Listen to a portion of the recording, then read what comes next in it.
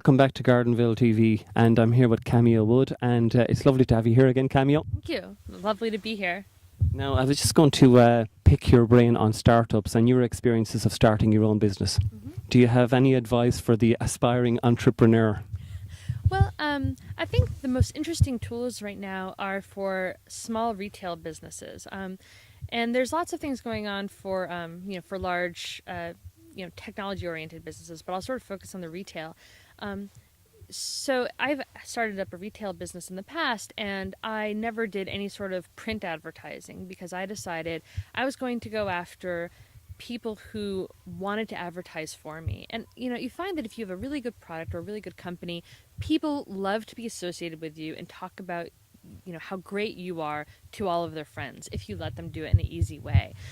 So one of the things I think is most important is to figure out what is most interesting about your business or your products that is easy for other people to talk about for you on your behalf. So if you can communicate that in a couple of really brief statements or bullet points, and really communicate that to your customers in a way like on Twitter or Facebook, and maybe through photos or a video, so that they can advertise that to their friends, I think that's a huge boon. Because one thing about this about new technology is that it lets people communicate your ideas at no cost to themselves really easily. Things like Yelp, which I had mentioned before, Yelp reviews, encouraging people to do that, rewarding them for doing that, checking in, encouraging people to take photos of your shop and about your shop, and tagging it on services like Flickr. It's a bigger deal than some might imagine, because a lot of the photos I took of my own store and other businesses, I've gotten requests from guidebooks to use those in their guidebooks.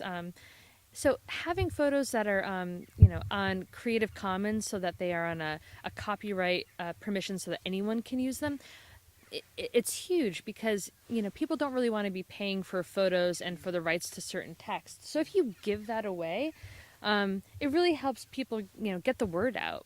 So I think those are two huge things, and making sure you have a Twitter and you have a Facebook and you check them regularly so that people don't post on there and never hear a reply.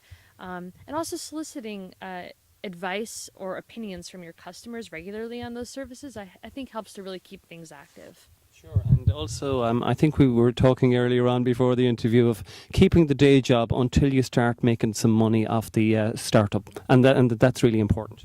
Yeah, it's really important with a high-tech startup especially to, sort of work out the kinks and really think about what it is that you're trying to achieve before you get rid of your day job. I think that a lot of people try to make things way too complicated when it's in their head, when they think, I need some money before I can start this company.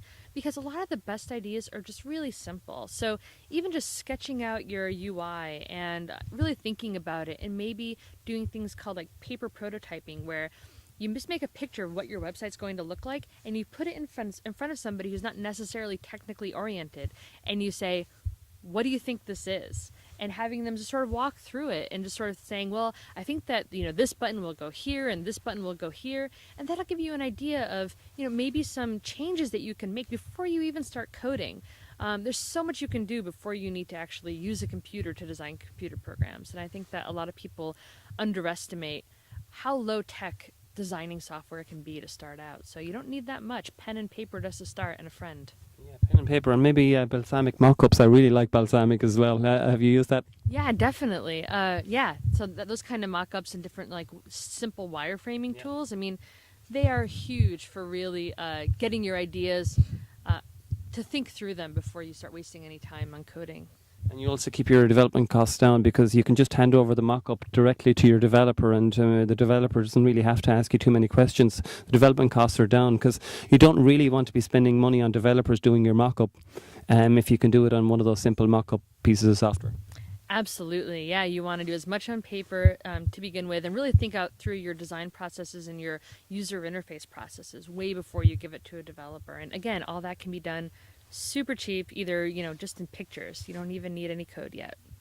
Well, Cameo, it was lovely speaking to you again today, and both Catherine and myself really appreciate you taking the time to talk to us at Woodville Garden here in Kilcreast, County Galway, and We certainly wish you have a great time here in Ireland. So thanks again.